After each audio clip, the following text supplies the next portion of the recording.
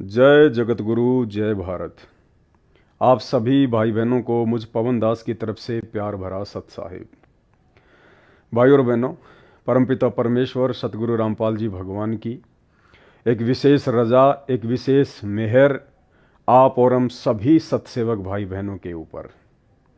वैसे तो पूज्य गुरुदेव भगवान के देश विदेश में लाखों में करोड़ों में भगत हैं, लेकिन जो रजा, जो विशेष आशीर्वाद, जो उनकी कृपा दृष्टि हम चंद सत्सेवकों के ऊपर बनी हुई है, ब्रह्मांड में शायद ही किसी के ऊपर हो।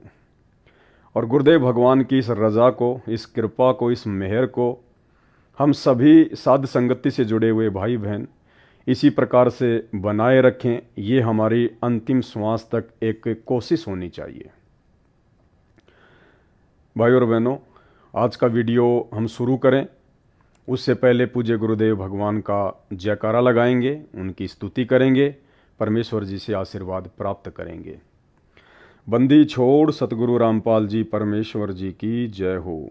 परमपिता परमात्मा, सारी सृष्टि के रचनहार, कुल मालिक, असंख्य ब्रह्मांडों के स्वामी, जगत गुरु, तीनों लोकों में प्रवेश करके सबका भरण पोषण करने वाले, राजाधिराज, आत्माधार, नाथों के नाथ, देवों के देव महादेव, सर्वेश्वर महेश्वर, मृत्युंजय, अजरो अमर, आदि अनादि सनातनी प्रभु, जगत पिता जगदीश्वर, श्री श्री 1008 की उपाधि के वास्तविक अधिकारी, अकाल मूर्त शब्द स्वरूपी राम वासुदेव, सर्वगतम ब्रह्म, परम पूज्य, प्रथम पूज्य, परम संत, परम पुरुष, परम धनी, परम दयालु, सत्य कबीर, हक्का कबीर, अल्लाह कबीर, अल्लाह अकबर, बाखबर, अल्लाह ताला, जगत के तारणहार, जगत के मुक्तिदाता, जगत के जगन्नाथ, हारे के सहारे, हिंदुओं के राम, मुसलमानों के अल्लाह, सिखों के वाहिगुरु, ईसाइयों के मसीह, दया के सागर दयानिधि, करुणा के सागर करुणानिधि, स्वयंभू परिभू, संकट मोचन, कष्ट हरण, मंगल करण, दुख भंजन, अविगत कबीर,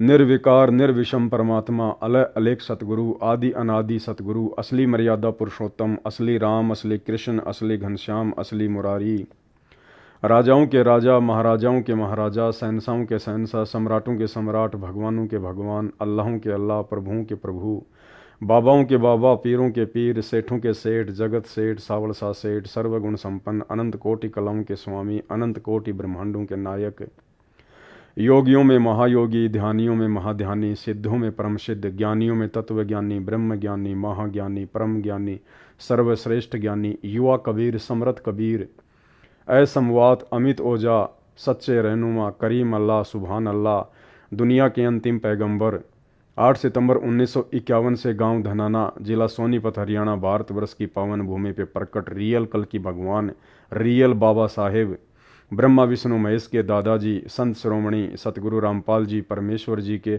चरण कमल में साध संगति से जुड़े हुए हम तमाम देश विदेश से भाई बहनों का अनंत कोटि दंडोत प्रणाम।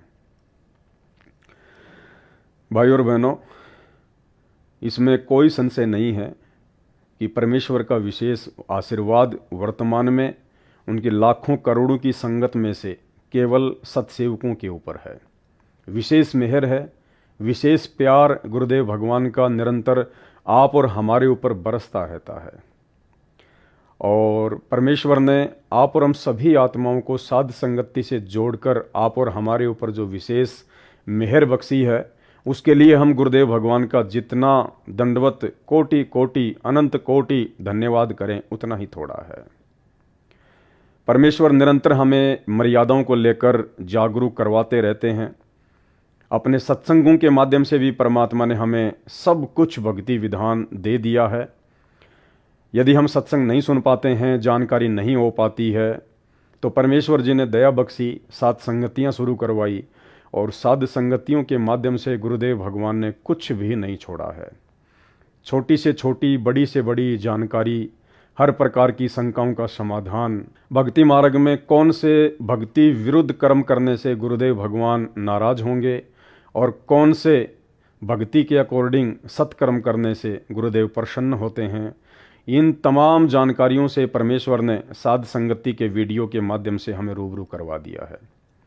अब यदि कोई अपनी गलती से मर्यादाएं तोड़ता है, परमेश्वर के विधान को तोड़ता है, तो ये उसकी अपनी कमजोरी होगी, परमात्मा का इसमें कोई दोष नहीं होगा। भाई और बहनों, बहुत बड़ी मेहर है परमेश्वर जी की, और लगातार परमात्मा हमें साथ संगति के माध्यम से नित नई जानकारियाँ उपलब्ध करवाते ही रहते हैं। और काफ़ी समय पहले आप और हम सभी भगत भाई बहनों ने एक संकल्प लिया था कि आज के बाद जब हमें गुरुदेव भगवान की पहचान हो चुकी है, हमें उनका भक्ति विधान, भक्ति संविधान पूर्णतया समझ में आ चुका है उन्हीं के आशीर्वाद से, उसके बाद में हम पूर्णतया अपने गुरुदेव के ऊपर ही आश्रित रहेंगे। ये हमने एक संकल्प लिया था। चाहे समस्या छोटी आओ, चाहे समस्या बड़ी आओ, ज़रूरत चाहे छोटी हो चाहे बड़ी हो, चाहे पैसे की हो, हम किसी के आगे हाथ नहीं फैलाएंगे।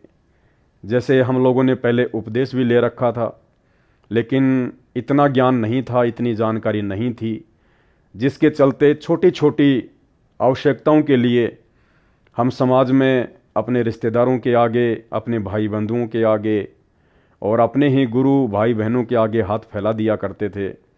लेकिन अब हम सभी सत्सेवक भाई बहनों ने ये संकल्प लिया है कि आज के बाद यदि मेरे जीवन में किसी भी प्रकार की कोई भी समस्या आएगी, कोई भी संकट आना होगा, तो मैं अपने गुरुदेव परम पूज्य सतगुरु रामपाल जी परमेश्वर जी से ही मेरी हर प्रकार की समस्याओं के समाधान की, संकटों के निवारण की प्रार्थना करूंगा। उनके अलावा मैं किसी के आगे भी हाथ नहीं फैलाऊंगा।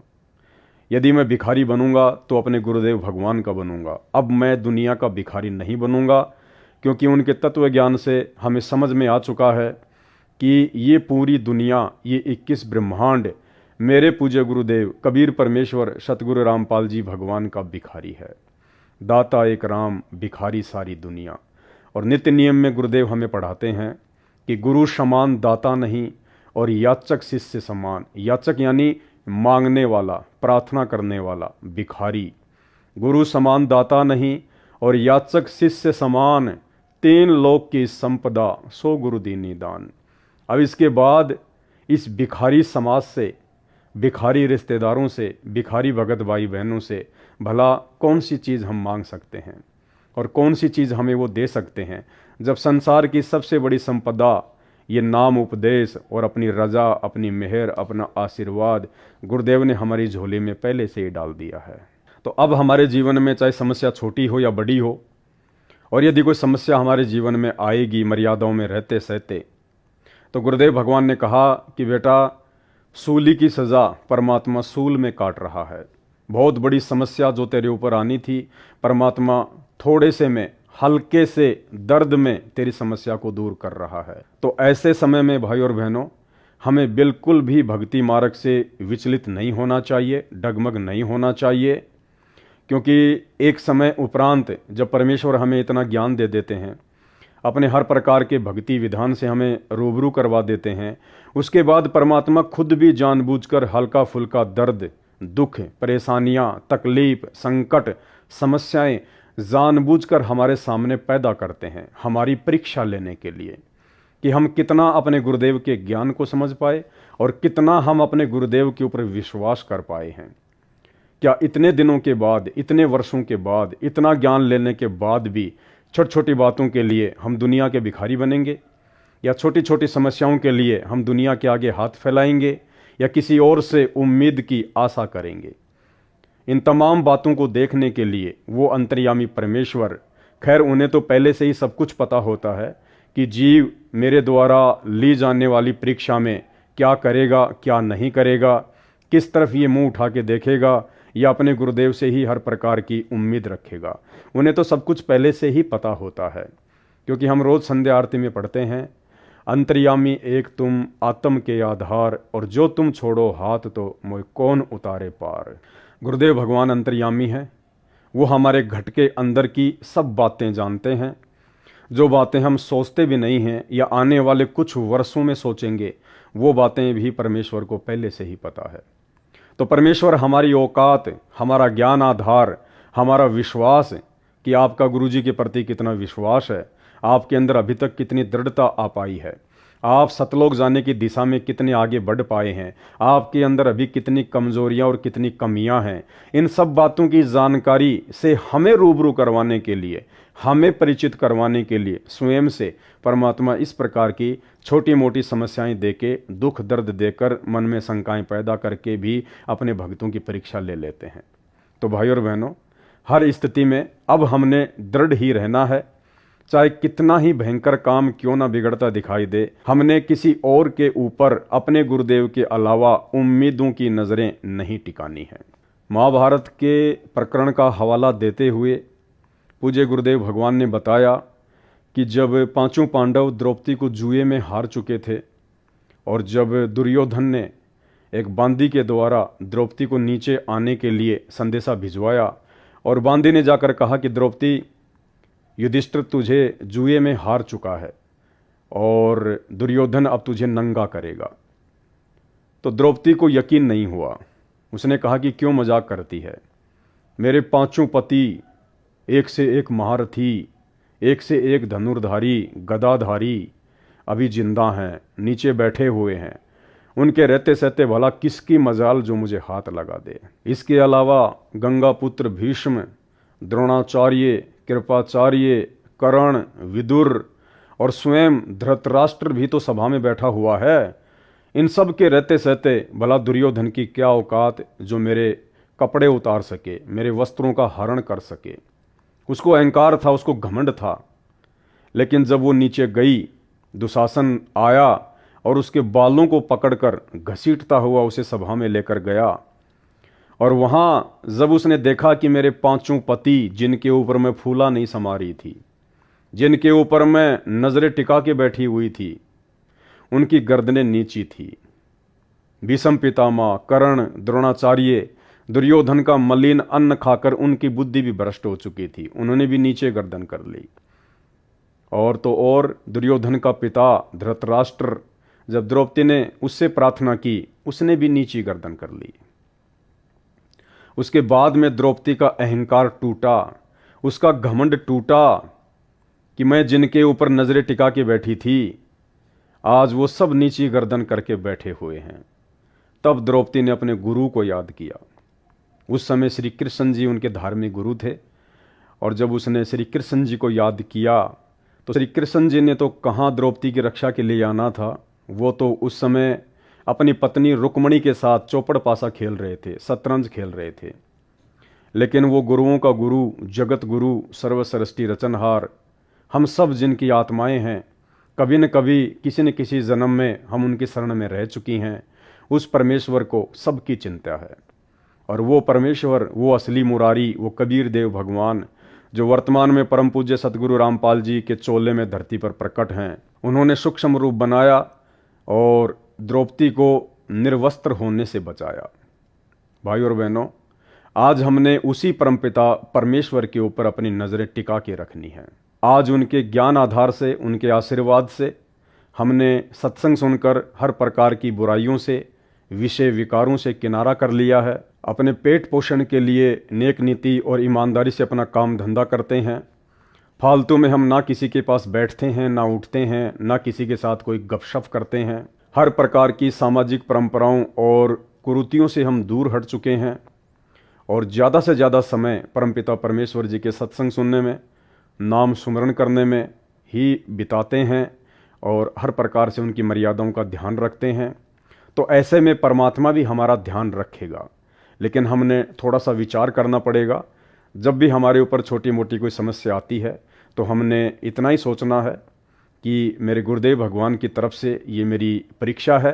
परमात्मा चेक करना चाहते हैं, देखना चाहते हैं कि सतलोक जाने के लिए अभी मेरे अंदर कितनी कमजोरियां हैं, कितना कच्चापन है, कितना मैं तैयार हो पाया हूं।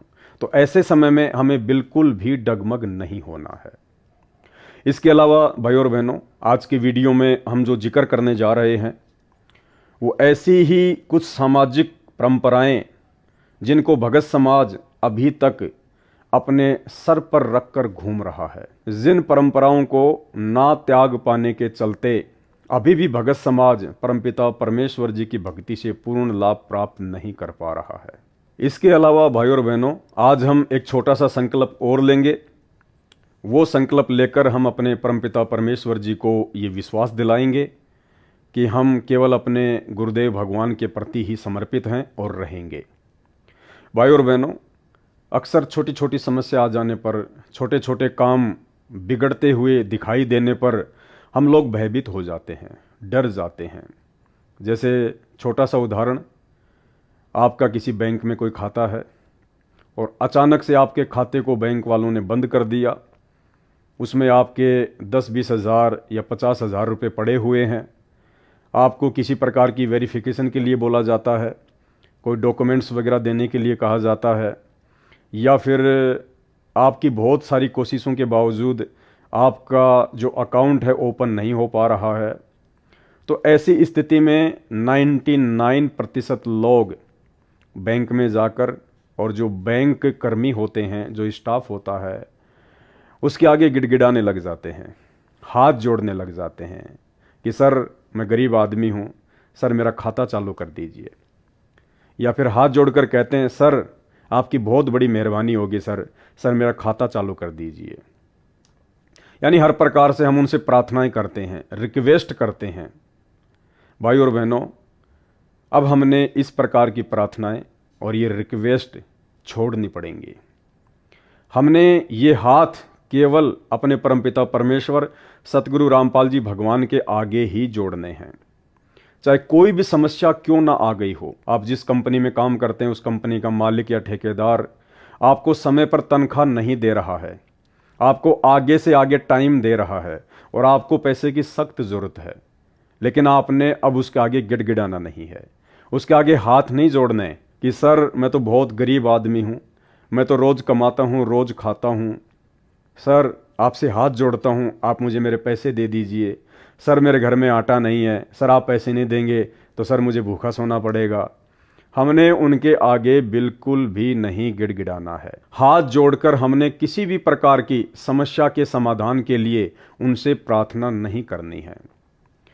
अगर कोई भी समस्या आती है, कोई भी संकट आता हुआ हमें दिखाई देता है, तो भाइयों और बहनों, हमने केवल अपने दरबार साहिब में अपने गुरुदेव भगवान को दंडवत करके उन्हीं से प्रार्थना करनी है कि हे परमपिता परमेश्वर, हे गुरुदेव भगवान, वैसे तो आप अंतर्यामी हैं, परमात्मा सर्वशक्तिमान है, आप कुछ भी कर सकते हैं परमेश्वर। हे परमात्मा, आपके बच्चे का एक छोटा सा काम अटक गया है, आप जानी जान है, अंतर्यामी है परमेश्वर, आप सब कुछ जानते हैं, फिर भी परमात्मा मैं आपके सामने ये प्रार्थना करके दुष्टता कर रहा हूँ। और जो भी आपका काम बिगड़ा हुआ है, जो भी आपकी समस्या है, आप अपने गुरुदेव को दंडवत करके उनके आगे हाथ जोड़ के, नाक रगड़ के आप उनसे प्रार्थना कीजिए। आप उनसे कहिए कि परमात्मा सब कुछ आपकी आंखों के सामने है, परमेश्वर जो आपके दास के हित में हो वो कीजिए। यानी विशेष प्रार्थना हाथ जोड़कर केवल हमने अपने गुरुदेव भगवान से करनी है। बाकी जहाँ भी आप काम करते हैं, आप केवल अपना हक मांगिए।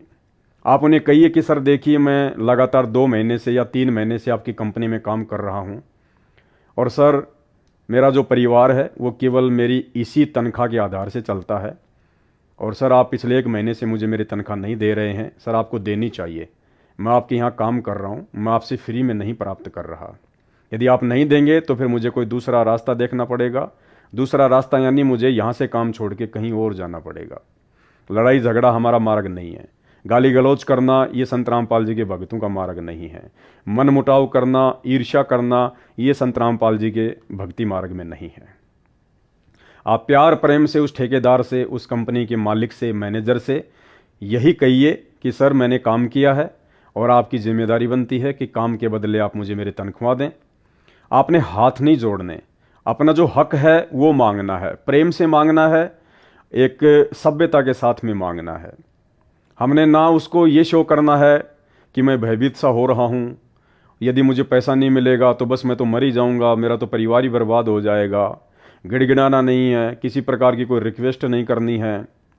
आपका जो हक है, आपने काम किया है, मेहनत की है, उस आधार से आपने अपना हक मांगना है।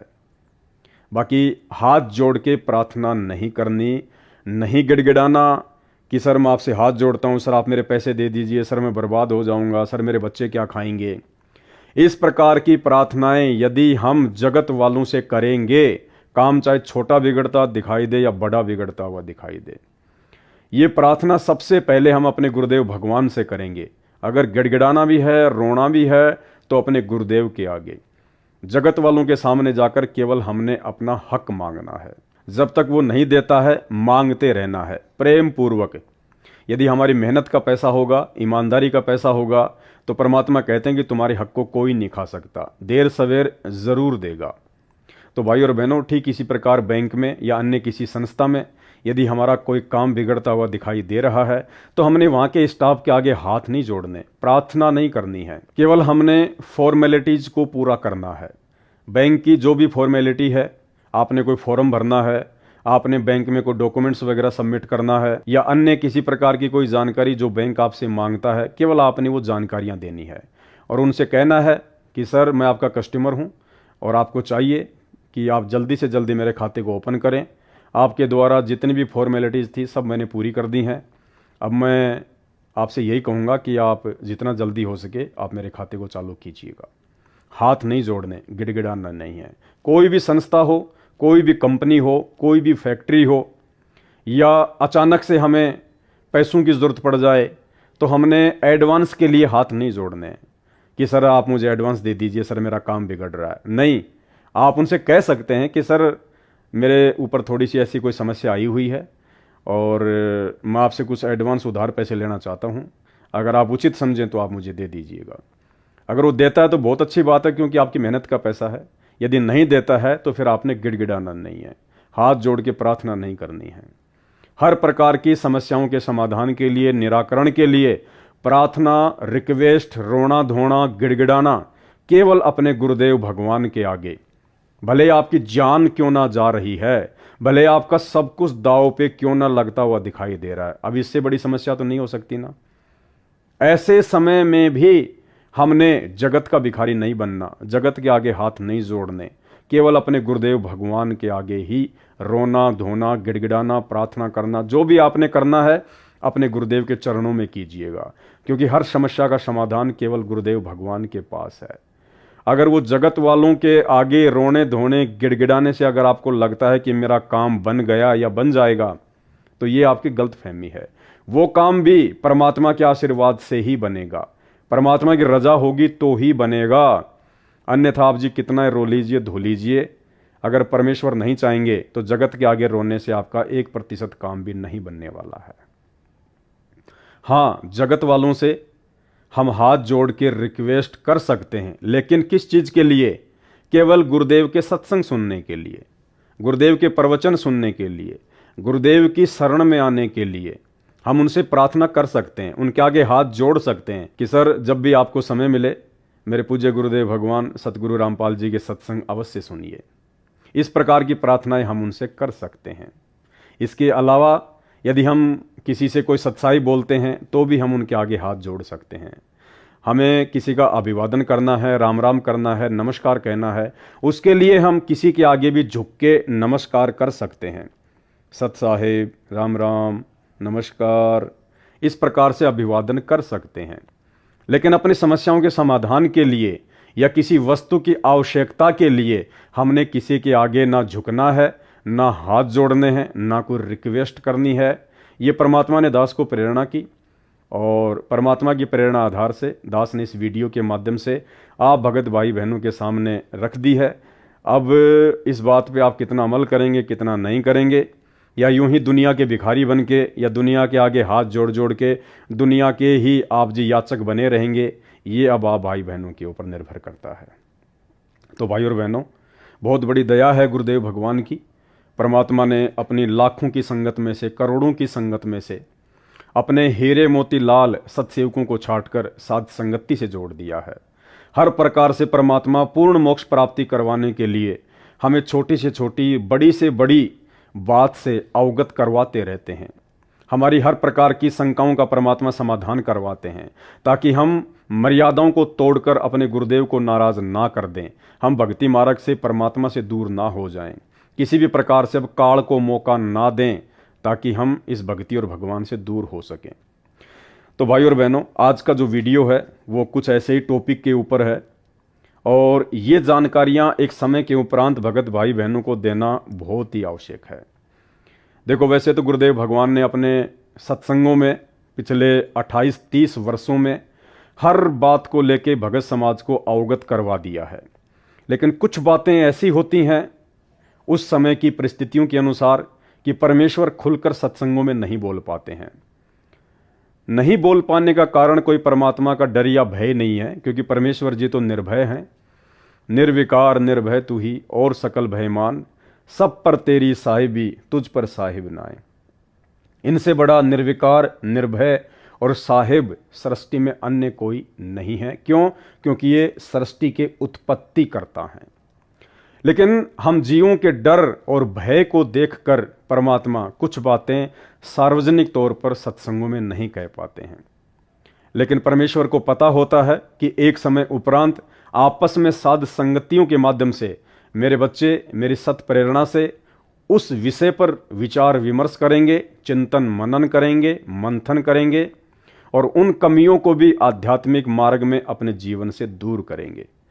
तो भाई और बहनों, वो समय 2014 बरवाला कांड के बाद से शुरू हो चुका है। बरवाला कांड के बाद से साध संगतियां शुरू हो चुकी हैं, निरंतर चल रही हैं। हजारों की संख्या में भाई बहन साध संगतियों से जुड़े हुए हैं, क्योंकि सत्य मार्ग से हर कोई नहीं जुड़ सकता, सत्य के मार्ग पर हर कोई नहीं चल सकता। परमेश्वर की खुद की वाणी है कि कबीर का मार्ग कठिन है, नहीं कायर का काम, इस पर चले कोई सूरमा, यहां आठों पहर संग्राम।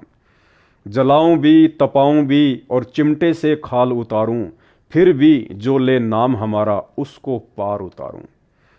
तो इतनी दृढ़ता, अपने भगवान अपने गुरुदेव के प्रति इतना विश्वास, इतना समर्पण सब में नहीं हो सकता है।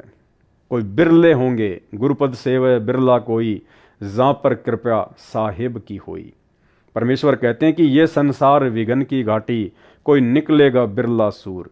चंद आत्माएं होती हैं जो शुरू से लेकर अंतिम श्वास तक अपने गुरुदेव भगवान की ही बनकर रहती हैं।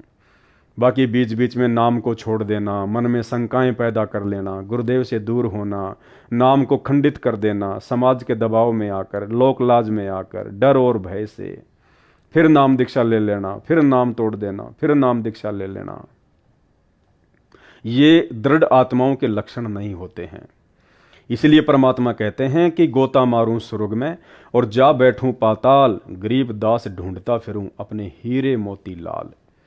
वो हीरे मोती लाल ही होंगे जिनके लिए परमात्मा युगों युगों से मानव शरीर में संत रूप धारण करके भटकते रहते हैं। तो ये दया साध संगत से जुड़े हुए भाई बहनों के ऊपर है। वो मर्यादाएं, वो जानकारियां जो अभी तक सतगुरु रामपाल जी परमेश्वर जी की 90% संगत को पता भी नहीं है कि पूर्ण मोक्ष प्राप्ति के लिए हमें किस कदर मर्यादाओं में रहना पड़ेगा, किन किन विषय विकारों से दूरी बनानी पड़ेगी, कैसे अपने गुरुदेव भगवान को हमने प्रसन्न करना है, कैसे हमने समाज की लोक लाज मर्यादाओं परंपराओं कुरीतियों रीति रिवाजों से दूर हटना है। इन बातों का अभी तक 90% परम पूज्य सतगुरु रामपाल जी परमेश्वर जी की सतलोक आश्रमों से जुड़ी हुई संगत को आभास भी नहीं है। और दूसरी तरफ यही तमाम प्रकार की जानकारियां साध संगत से जुड़े हुए परमेश्वर के हीरे मोती लाल अपने दिलो दिमाग में बैठा चुके हैं, समा चुके हैं और पिछले कई वर्षों से परमेश्वर की उन तमाम मर्यादाओं को फॉलो भी कर रहे हैं।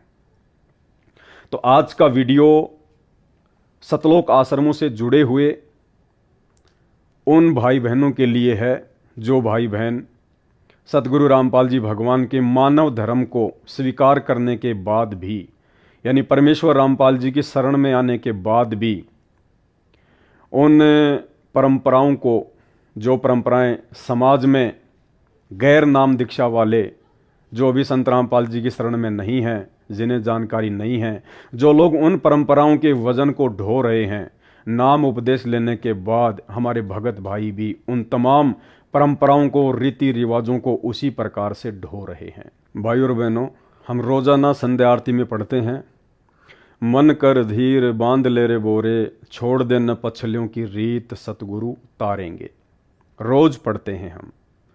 इस वाणी के माध्यम से परमेश्वर हमें आदेशित करते हैं कि आज से पहले अक्सर ज्ञानहीनता और आध्यात्मिक अज्ञानता के चलते हमारे पूर्वज, हमारे माता पिता, हमारे दादा और परदादा जिन भक्ति बाधक परंपराओं का निर्वाह करते हुए आ रहे थे, अब हमने परम पूज्य सतगुरु रामपाल जी परमेश्वर जी की शरण में आने के बाद, उनके तत्व ज्ञान को ग्रहण करने के बाद, उन तमाम भक्ति बाधक व्यर्थ की परंपराओं को, रीति रिवाजों को, कुरीतियों को जड़ से समाप्त करना पड़ेगा, अपने जीवन से बाहर निकालकर फेंकना होगा, अन्यथा हम परमेश्वर को प्राप्त नहीं कर पाएंगे।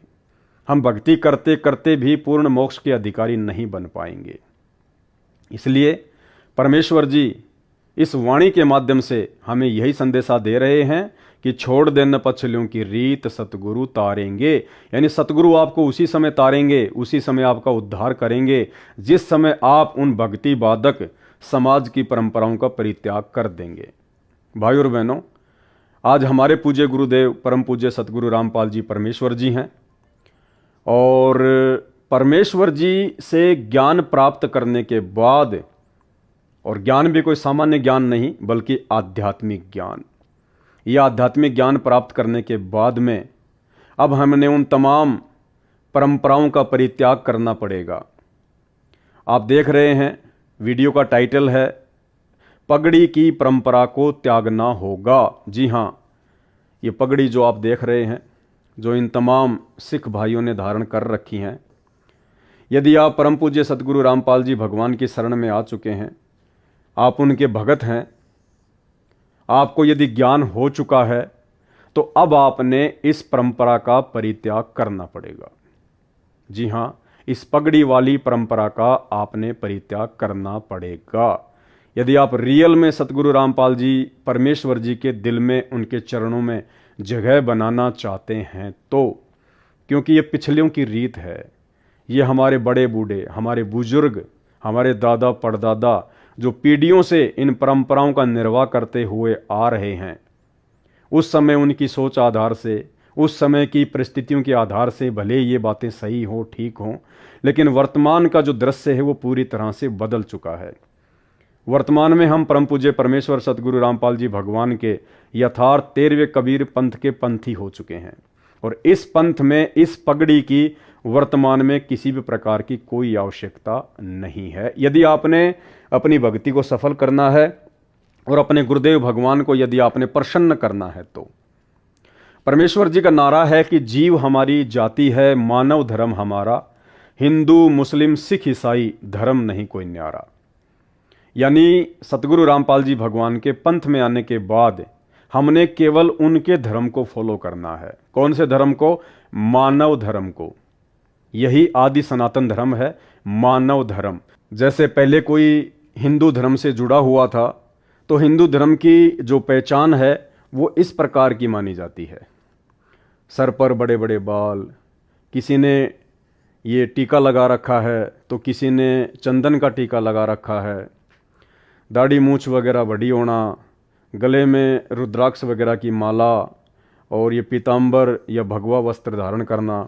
तो इस प्रकार की वेशभूषा को देखकर आम आदमी ये पहचान जाता था कि ये हिंदू धर्म से संबंधित है। इसी प्रकार ये ईसाई धर्म के मानने वाले अक्सर अपने गले में इस प्रकार का एक लॉकेट पहनते हैं जो कि ईसा मसीह जी की मौत को दर्शाता है कि कैसे उनकी मृत्यु हुई थी। और ईसा को जो फॉलो करते हैं, हज़रत ईसा मसीह को जो फॉलो करते हैं, वो इस प्रकार का एक लॉकेट अपने जो है गले में धारण करते हैं। तो जिस भी व्यक्ति के गले में इस प्रकार का लॉकेट दिखाई देता है तो ये ऑटोमेटिक पहचान हो जाती है कि ये व्यक्ति कहीं ना कहीं ईसाई धर्म से जुड़ा हुआ है। ठीक इसी प्रकार ये मुस्लिम धर्म में सर पे टोपी पहनना, छोटी छोटी मूछें रखना, दाढ़ी वगैरह बढ़ाना, तो दूर से ही आदमी पहचान जाता है कि ये व्यक्ति मुस्लिम धर्म को फॉलो करता है। ठीक इसी प्रकार सिख धर्म के जो फॉलोवर हैं, जो मानने वाले हैं, उनकी ये पहचान होती है सर के ऊपर ये पगड़ी धारण करना और दाढ़ी मूछ वगैरह बढ़ा के रखना। तो दूर से ही आदमी पहचान लेता है कि सरदार जी आ रहे हैं, यानी ये सिख धर्म से संबंधित हैं। तो ठीक इसी प्रकार वर्तमान में जो दुनिया का सबसे पहला धर्म है, आदि सनातन मानव धर्म, जिस धर्म को दुनिया आध्यात्मिक अज्ञानता के चलते भूल चुकी थी, अब उस आदि सनातन मानव धर्म के प्रवर्तक परम पूज्य परमेश्वर रामपाल जी भगवान धरती पर प्रकट हो चुके हैं और उस धर्म से अपनी आत्माओं को जोड़ने के लिए अपना आध्यात्मिक ज्ञान देकर, तत्व ज्ञान देकर, शास्त्रों से तमाम प्रकार की जानकारियां निकाल कर वापस लोगों को उसी आदि सनातन मानव धर्म से जोड़ने का प्रयास कर रहे हैं। तो पहले तो हमारे धर्म को लेकर कुछ और पहचान थी, लेकिन जिस दिन हम परम पूज्य सतगुरु रामपाल जी परमेश्वर जी की शरण में आ जाते हैं, उसके बाद भाई और बहनों हमारी तमाम पहचानें मिट जाती हैं। जैसे वर्तमान में यदि कोई ईसाई धर्म को फॉलो करने वाला व्यक्ति सतगुरु रामपाल जी परमेश्वर जी से उपदेश प्राप्त करता है, तो वो व्यक्ति फिर ये लॉकेट नहीं पहनता है, बिल्कुल नहीं पहनता। क्योंकि यदि आपको सतगुरु रामपाल जी परमेश्वर जी के मानव धर्म से जुड़ना है, तो मानव धर्म से जुड़ने के लिए आपने ईसाई धर्म की तमाम परंपराओं को, रीति रिवाजों को त्यागना पड़ेगा। यदि आप संत रामपाल जी से उपदेश लेकर इनके मानव धर्म से जुड़ने के बाद भी ये लॉकेट वगैरह पहनना या फिर चर्च में जाना या ईसाई समाज की जो परंपराएं हैं उनको निभाना नहीं छोड़ा, तो फिर आप अभी तक पूर्णतया सतगुरु रामपाल जी के शिष्य नहीं हैं, आप पूर्ण रूप से उनके मानव धर्म से नहीं जुड़ पाए हैं। लेकिन अमूमन 99% आपको ये देखने को मिलेगा, बल्कि 100% आपको ये देखने को मिलेगा कि ईसाई समाज का कोई भी व्यक्ति जिस दिन सतगुरु रामपाल जी परमेश्वर जी से उपदेश ले लेता है, उनके ज्ञान को समझ जाता है, उसके बाद वो इस प्रकार के लॉकेट वगैरह पहनना बिल्कुल जो है बंद कर देता है। ठीक इसी प्रकार यदि मुस्लिम समाज का कोई फॉलोवर, कोई व्यक्ति, स्त्री या पुरुष संत रामपाल जी के ज्ञान से परिचित होने के बाद जब उनसे नाम उपदेश प्राप्त करता है, तो उसके बाद आपको ये देखने को भी नहीं मिलेगा कि संत रामपाल जी से उपदेश लेने के बाद वो व्यक्ति सिर पर टोपी पहनता हो या वो व्यक्ति मूछें कटाता हो, दाढ़ी बड़ी बड़ी रखता हो। यानी जो पहचान मुस्लिम समाज की है, नाम उपदेश लेने के बाद वो व्यक्ति अपनी उस पहचान को मिटा डालता है। ठीक इसी प्रकार हिंदू धर्म से संबंधित कोई भी व्यक्ति जब संत रामपाल जी से उपदेश प्राप्त करता है, उसके बाद वो ना ही तो चंदन का टीका लगाता है, ना ही वो रोली वगैरह का टीका लगाता है, ना ही वो दाढ़ी वगैरह बढ़ा के रखता है, ना ही वो मूछें वगैरह बढ़ा के रखता है, ना ही अपने शरीर पर वो भगवा या पीताम्बर जो विशेष पोशाक हिंदू साधु संतों की मानी जाती है धारण नहीं करता है, ना ही वो अपने गले में रुद्राक्ष की माला वगैरह धारण करता है, ना ही वो हाथों में अंगूठियां वगैरह पहनता है। यानी वो अपनी पहले वाली हिंदू धर्म की जो पहचान थी उसको मिटा देता है और एक सामान्य व्यक्ति की तरह संत रामपाल जी की शरण में आकर उनके मानव धर्म को अपनाकर अपनी भक्ति करता है। लेकिन भाइयों और बहनों, जब बात आती है सिख धर्म से जुड़े हुए उन व्यक्तियों की, जिन व्यक्तियों ने सतगुरु रामपाल जी परमेश्वर जी से उपदेश प्राप्त कर लिया है, उपदेश प्राप्त करने के बाद भी आपको 90% संत रामपाल जी के वो भगत जो पहले सिख समाज से थे, सिख धर्म को फॉलो करते थे, आज भी वो लोग अपनी उन्हीं परंपराओं को अपने सिर पर ढो रहे हैं। यानी सिख समाज से जुड़े हुए संत रामपाल जी परमेश्वर जी के 90% भगत आज भी इस पगड़ी वाली परंपरा को नहीं त्याग पा रहे हैं। आज भी वो इस पगड़ी को नहीं त्याग पा रहे हैं। आज भी उनके सिर पर आपको पहले की तरह बड़े बड़े केस, बड़े बड़े बाल दिखाई देंगे। आज भी उनके सर पर आपको ये पगड़ी दिखाई देगी। आज भी उनके चेहरे पर आपको बड़ी बड़ी दाढ़ी मूछ दिखाई देगी। यानी वो लोग जो पहले सिख धर्म से जुड़े हुए थे और उसके बाद सतगुरु रामपाल जी परमेश्वर जी से उपदेश प्राप्त हो चुके हैं, वो तमाम लोग आज भी परमेश्वर रामपाल जी की आरती भी करते हैं, संध्या आरती भी करते हैं। लेकिन उस आरती में जो वाणी आती है कि मन कर धीर बांध ले रे बोरे, छोड़ देना पछलियों की रीत सतगुरु तारेंगे, वो आरतियां जरूर गा रहे हैं, उस वाणी को जरूर गा रहे हैं जो गुरुदेव का आदेश है, लेकिन अपने गुरुदेव के आदेश की पालना वो बिल्कुल भी नहीं कर पा रहे हैं। वो आज भी सिख धर्म की उन्हीं परंपराओं को ढो रहे हैं, उन्हीं परंपराओं का निर्वाह कर रहे हैं। आज भी वो उन्हीं परंपराओं में फंसे हुए हैं। मानव धर्म को अपनाने के बाद भी सिख धर्म से जुड़े हुए भाई बहन अपनी उन परंपराओं का परित्याग नहीं कर पा रहे हैं, जबकि मुस्लिम धर्म से जुड़े हुए तमाम भाई बहनों ने अपनी सारी परंपराएं त्याग दी। मुस्लिम धर्म की जो पहचान थी वो त्याग दी। वो ना सर पे टोपी पहनते, ना वो मूंछ कटा के दाढ़ी रखते, बिल्कुल सिंपल रहते हैं। ईसाई समाज के भाई बहनों ने भी अपनी तमाम परंपराएं त्याग दी। हिंदू धर्म से संबंधित भाई बहनों ने भी अपनी तमाम परंपराएं त्याग दी। केवल सिख धर्म से संबंधित भाई बहन जिन्होंने उपदेश प्राप्त होने के बाद भी अपनी परंपराओं को नहीं त्यागा है। संत रामपाल जी के मानव धर्म को स्वीकार करने के बावजूद भी आज वो पहले वाले धर्म की परंपराओं के अंदर फंसे हुए हैं। अब चाहे वो उनका भय हो, चाहे उनकी लोकलाज हो, या चाहे समाज से बहिष्कार का डर हो, जो भी हो, लेकिन अभी तक उन्होंने इस प्रकार की परंपराओं का परित्याग नहीं किया है। लेकिन असल में होना क्या चाहिए? अब हमारी पहचान सतगुरु रामपाल जी से उपदेश लेने के बाद, इतना ज्ञान समझ में आने के बाद और इतना समय भक्ति को देने के बाद, अब हमारी पहचान वो पुराने वाले धर्म नहीं होनी चाहिए। अगर आप सिख समाज से हैं तो सिख धर्म आपकी पहचान नहीं होनी चाहिए। ये पगड़ी आपकी पहचान नहीं होनी चाहिए। वो दाढ़ी मूछ आपकी पहचान नहीं होनी चाहिए। सतगुरु रामपाल जी की शरण में आने के बाद अब आप सिख धर्म को फॉलो नहीं करते हैं, आप सिख धर्मी नहीं हैं, आप मानव धर्मी बन चुके हैं। जिस दिन से आप सतगुरु रामपाल जी से उपदेश प्राप्त कर लेते हैं उसी दिन से आप जी मानव धर्मी बन जाते हैं। और मानव धर्मी व्यक्ति वैसा ही होता है जैसा आपको मानव धर्म को शुरू करने वाले परम पूज्य सतगुरु रामपाल जी भगवान दिखाई दे रहे हैं। बिल्कुल सिंपल, सादा, कोई आडंबर नहीं, कोई दिखावा नहीं, कोई पाखंड नहीं, किसी प्रकार की परंपराओं का बोझ नहीं। तो एक तरफ तो हम दुनिया को समझाते हैं कि हमारे गुरुदेव का नारा है कि जीव हमारी जाति है और मानव धर्म हमारा, हिंदू मुस्लिम सिख ईसाई धर्म नहीं कोई न्यारा। दुनिया को तो हम मानव धर्म से जोड़ने की ओर आगे बढ़ रहे हैं। ज्ञान गंगा पुस्तक लेकर, जीने की राह पुस्तक लेकर दुनिया को समझाते रहते हैं, सारा दिन पुस्तकें बांटते रहते हैं, लेकिन स्वयं अभी भी सिख धर्म में उलझे हुए हैं, उसी धर्म की उन्हीं परंपराओं में उलझे हुए हैं। इसको कहते हैं करनी तज कथनी कथ है, अज्ञानी दिन रात, और कुत्ते जूं भौंकत फिरे, सुनी सुनाई बात। तो भाई और बहनों, अब हमने अपने गुरुदेव को प्रसन्न करना है, उनको नाराज नहीं करना है। गुरुदेव ने हमें अपने आत्म कल्याण के लिए जो भी ज्ञान देना था, जो भी हमें समझाना था, परमात्मा ने सब कुछ बता दिया, सब कुछ समझा दिया है। अब हमने ज्ञान को आधार बनाकर परमेश्वर को प्रसन्न करना है। हमने वो भक्ति विरुद्ध कर्म नहीं करने हैं जिनके करने से गुरुदेव नाराज होते हैं। जिन बातन से गुरु दुख पावे उन बातों को दूर भगावे।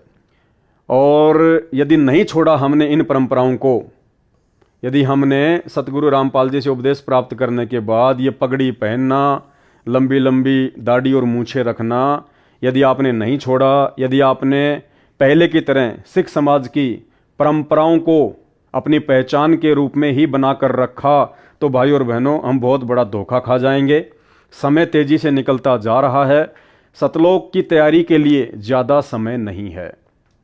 एक छोटी सी बात है, जैसे परमात्मा किसी व्यक्ति को कहें कि भाई वो जो भीड़ है ना, भीड़, हाँ जी, उस भीड़ में जितने भी मेरे भगत हैं उन सब को तू उस विमान में बैठा दे जो सतलोक जाने के लिए खड़ा हुआ है।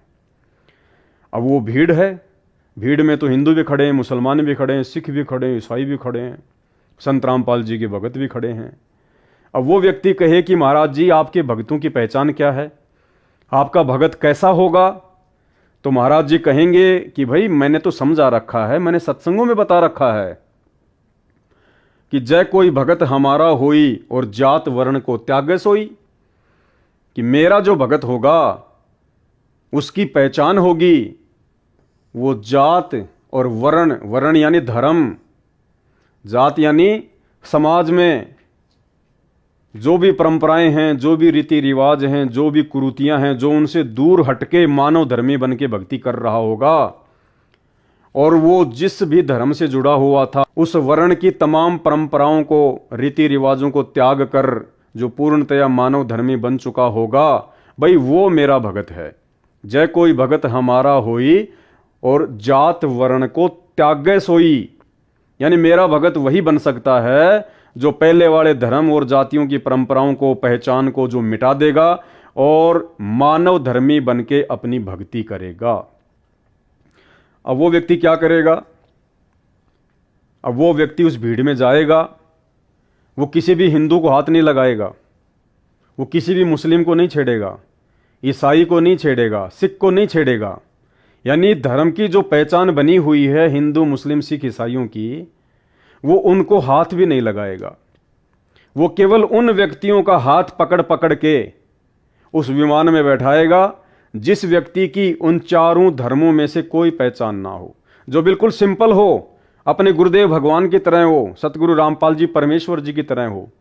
ना सिर पे टोपी, ना मूंछ कटी हुई, ना दाढ़ी बढ़ी हुई, ना गले में वो क्रॉस का लॉकेट, ना सर पे कोई पगड़ी। वो ऐसे व्यक्ति को हाथ पकड़ के उस विमान में बिठाएगा जो बिल्कुल दिखने में सतगुरु रामपाल जी परमेश्वर जी की तरह एक आम नागरिक की तरह दिखाई दे। तो भाई और बहनों, न उपदेश लेने के बाद भी यदि आप वो परंपराएं नहीं त्यागते हैं तो आपका तो रह गया काम। आप तो सतलोक जाने से वंचित रह गए, क्योंकि परमात्मा तो उन्हीं को लेके जाएगा जो पूर्णतया सतगुरु का बन गया होगा। जय कोई भगत हमारा होई और जात वर्ण को त्यागे सोई। ये परमेश्वर की वाणी है कि असल में मेरा भगत तो वही कहलाएगा जो जाति और वर्ण को, यानी धर्म की और समाज की परंपराओं को त्याग देगा। ये जग ऐसे उर्जाई, नाम बिना डूबी दुनियाई।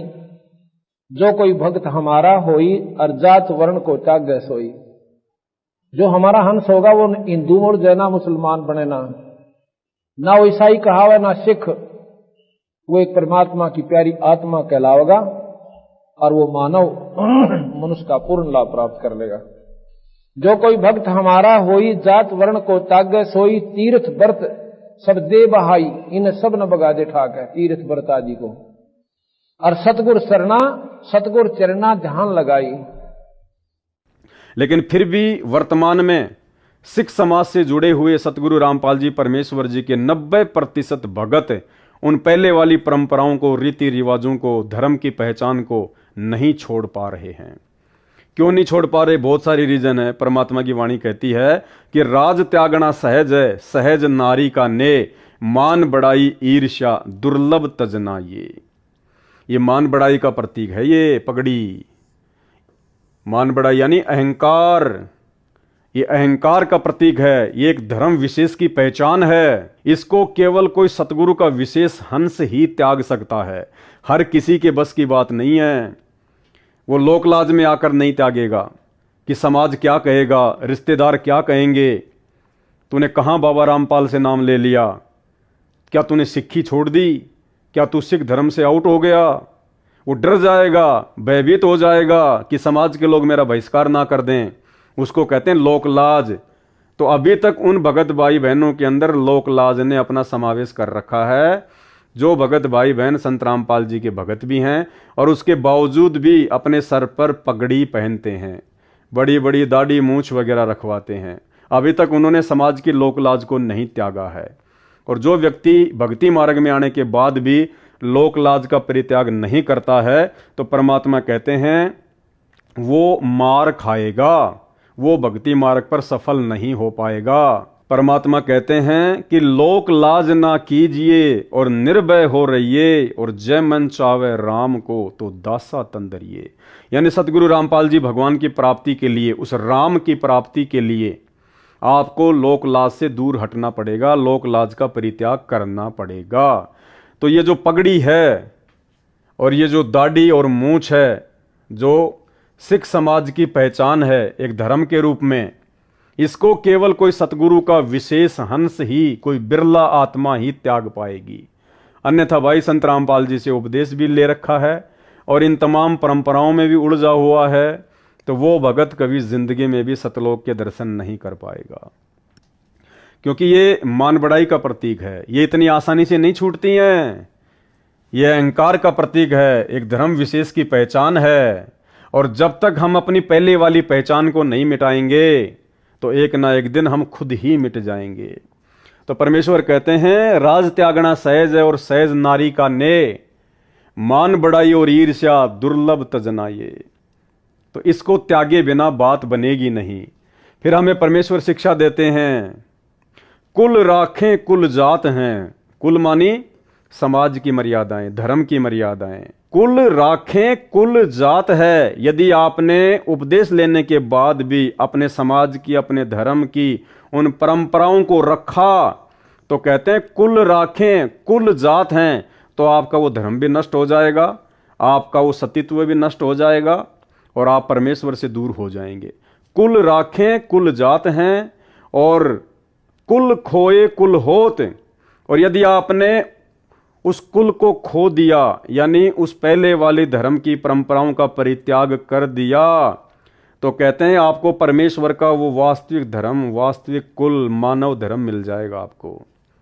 राम निकुल कुल भेंट ले। राम निकुल कुल यानी सतगुरु रामपाल जी भगवान का कुल, भगत समाज, सब कुल रहे समाये। उस भगत समाज में तेरे सारे कुल आ जाएंगे, परमात्मा सतलोक में बैठा देगा।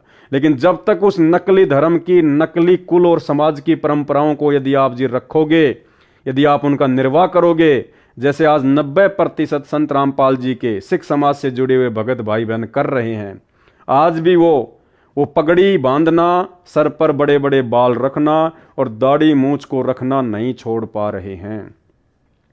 आप सतलोक आश्रम की तरफ से पंजाब में जो 2 आश्रम खोले गए हैं, सतलोक आश्रम खमाणों और सतलोक आश्रम धूरी, जब भी आप वहाँ जाकर देखेंगे या यूट्यूब पर आप उनके जो प्रोग्राम होते हैं उनके वीडियो देखेंगे, तो आपको आज भी पता चलेगा कि 90% वो भाई बहन जो संत रामपाल जी से उपदेश प्राप्त कर चुके हैं, जो पहले सिख समाज से थे, आज भी उनकी पहचान में किसी प्रकार का कोई बदलाव नहीं आया है।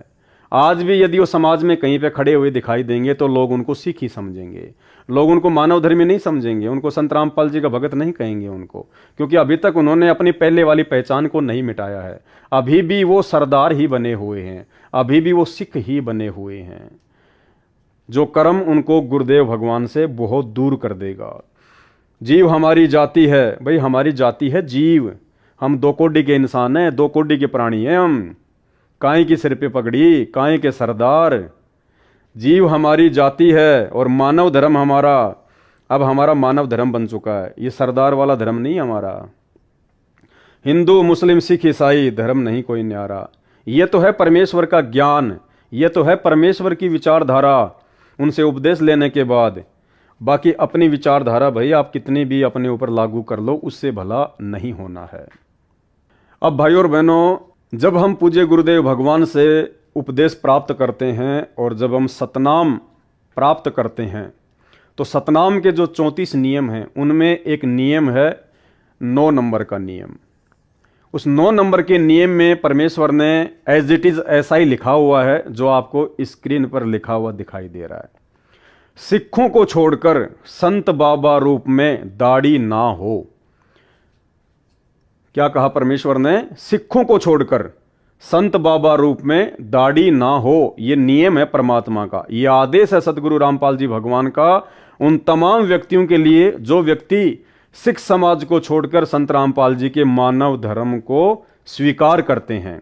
कि सिखों को छोड़कर यानी उन लोगों को छोड़कर जो अभी भी सिख बने हुए हैं, अपनी धर्म की परंपराओं में उलझे हुए हैं, जो लोग संत रामपाल जी के ज्ञान से अपरिचित हैं, जिनको हम सिख कहते हैं, सरदार कहते हैं, उन सिखों को छोड़कर संत या बाबा रूप में दाढ़ी ना हो।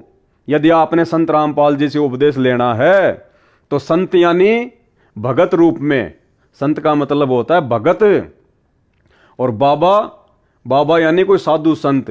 तो संत रामपाल जी का ज्ञान समझने के बाद में यदि कोई उपदेश लेना चाहेगा और पहले यदि वो बाबा था, लाल कपड़े पहनता था, या पहले वो सरदार था, गुरुद्वारों में पाठी था, जो भी था, पहले जो बाबा रूप में था, जो साधु रूप में था, तो उसको अपनी साधुता छोड़नी पड़ेगी। साधुता का मतलब वो वेशभूषा, वो परंपरा, वो दाढ़ी, वो मूछ, वो उसने कटवानी पड़ेगी अगर संत रामपाल जी से नाम लेना है तो। क्योंकि यहां सख्त आदेश है कि संत बाबा रूप में दाढ़ी ना हो। तो संत रूप यानी भगत रूप में, यानी जब आप संत रामपाल जी से उपदेश ले लेते हैं तो आप जी संत बन जाते हैं, भगत बन जाते हैं। और बाबा यानी यदि आप पहले कोई बाबा थे, किसी गुरुद्वारे में पाठी थे, तो आपने अब अपनी उन परंपराओं को त्यागना पड़ेगा, अपने सर के बालों को कटवाना पड़ेगा, अपनी दाढ़ी मूंछ को कटवाना पड़ेगा, वो पगड़ी पहनना आपने छोड़ना पड़ेगा यदि आपने संत रामपाल जी से उपदेश लेना है तो। ये है इस नियम का मतलब। लेकिन 99% भक्तों ने इस नियम का मतलब ये निकाल लिया कि गुरुजी ये कह रहे हैं कि सरदारों को छोड़कर, सिखों को छोड़कर कोई भी भगत दाढ़ी और मूंछ ना रखे। क्यों भाई, सिख कोई विशेष है क्या संत रामपाल जी के लिए? क्या परमात्मा भी अपने भक्तों में पक्षपात करता है क्या? क्या परमात्मा भी भेदभाव करता है क्या? इसका मतलब सिख तो फिर चाहे शराब पियो, सिख चाहे कोई भी नशा करो, क्योंकि उनको तो छूट दे दी परमात्मा ने। यदि आप लोगों के अनुसार गुरुदेव भगवान ने सिखों को सर पर पगड़ी बांधना, दाढ़ी मूंछ रखने की छूट दे रखी है, तो इसका मतलब सिखों को तो फिर सारी छूट है। सिख तो चाहे शराब भी पियो, चाहे मांस भी खाओ, चाहे चोरी भी करो, चाहे उल्टे काम भी करो, और बाकी भक्तों को सतगुरु रामपाल जी ने अपने नियमों में बांध दिया। भाई इस नियम को समझो, शब्दों को समझो, ये वाणी, ये लाइन क्या कह रही है? संत रामपाल जी निष्पक्ष परमात्मा है। अरे वे तो आप और हमारे लिए ये वाणी कहते हैं कि पक्षा पक्षी के कारण सब जग रहा भूलान। पक्षा पक्षी यानी पक्ष और विपक्ष के चक्कर में पड़कर पूरा संसार भूला हुआ है। पक्षा पक्षी के कारण सब जग रहा भूलान, और निष्पक्ष होके हरि भजय सोहे संत सुजान। यानी वो भगत ही ज्ञानी होगा, परमात्मा को प्राप्त करेगा जो निष्पक्ष होकर भक्ति करेगा। तो परमात्मा कैसे पक्षपात को धारण करके हमसे भक्ति करवाएंगे? अगर भगत के लिए निष्पक्ष होने का आदेश है तो इसका मतलब परमात्मा तो हमसे पहले निष्पक्ष हैं, और वो निष्पक्ष परमात्मा फिर सिखों को नाम उपदेश लेने के बाद पगड़ी पहनना, दाढ़ी मूंछ रखने की इजाजत कैसे दे सकते हैं? तो वाणी का जो अर्थ है वो ये है कि सिखों को छोड़कर, यानी उन व्यक्तियों को छोड़कर जो अभी भी सिख धर्म को अपना रहे हैं, जो अभी भी संत रामपाल जी के ज्ञान से, उनकी भक्ति से दूर हैं, उन सिखों को छोड़कर संत बाबा रूप में दाढ़ी ना हो। यदि आप सिख समाज से हैं और आपने संत रामपाल जी का संत बनना है, उनका भगत बनना है, तो आपने अब उन परंपराओं को त्यागना पड़ेगा। आपने दाढ़ी वाड़ी को कटवाना पड़ेगा, पगड़ी वगड़ी पहनना आपने छोड़ना पड़ेगा। ये है, यहां संत रामपाल जी ने कहा कि सिखों को छोड़कर, ये नहीं कहा कि सिख भक्तों को छोड़कर, ये शब्द नहीं कहे उन्होंने, खाली कहा सिखों को छोड़कर, ना कि सिख भक्तों को छोड़कर।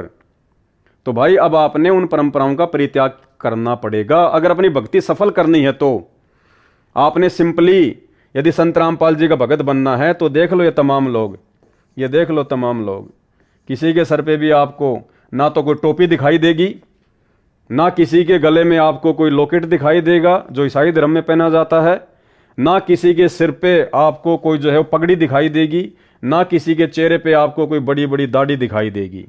जबकि ये तमाम लोग, इनमें से कोई हिंदू भी है, कोई मुसलमान भी है, कोई सिख भी है और कोई ईसाई भी है। तो ये व्यक्ति हैं असल में संत रामपाल जी के फॉलोवर।